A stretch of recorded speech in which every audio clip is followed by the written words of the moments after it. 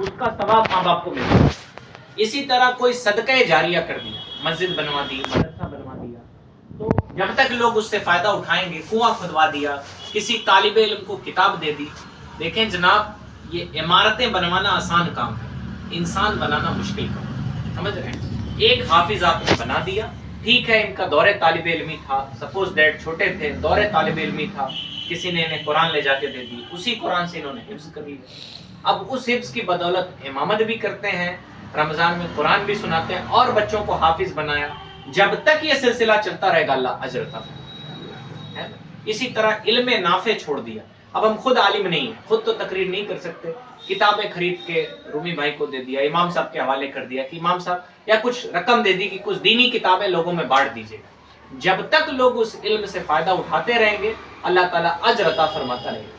بعض اوقات ہم سمجھتے ہی ہیں کہ دین کی خدمت صرف عالم مولانا لوگ ہی کر سکتے ہیں، ایسا کچھ نہیں، آپ نہیں کر سکتے۔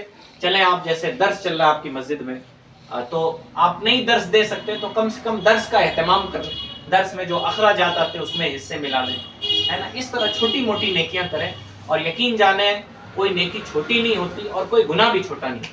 قیامت کے دن جب ہم اپنے نیکیوں کا اجر دیکھیں گے نا، تو پہاڑ کی طرح ہماری نیکیاں ہمارے سامنے ہوں گی۔ نیک بھلے لوگوں کی، ہم لوگ تو گناہ گار لوگ ہیں، کہ پہاڑ کی طرح ان کی نیکیاں، وہ کہیں گے یا اللہ ہم نے تو نیکیاں کی۔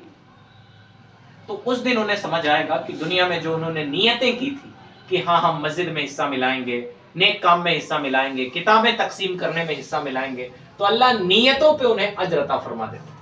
تو ہمیں نیتیں کر لینی چاہیے، اور اللہ تعالیٰ توفیق دے تو ہمیں نیک کاموں میں حصہ ملانا بھی چاہیے۔ ہم مدرسوں میں پڑھا نہیں سکتے تو کم از کم پڑھانے والوں کی مدد کر سکتے ہیں، مدرسے کے اخراجات میں حصہ ملا سکتے ہیں۔ جو دینی کام ہوتے ہیں، کتابیں تقسیم ہونا، غریب بچوں کو تعلیم تربیت، اس میں اپنا حصہ ملا سکتے ہیں۔ اللہ تعالیٰ ہم سب کو نیکیوں میں زندگی گزارنے کی توفیق عطا فرمائے۔ استغفر اللہ ربی من کل ذنب واتوب الیہ۔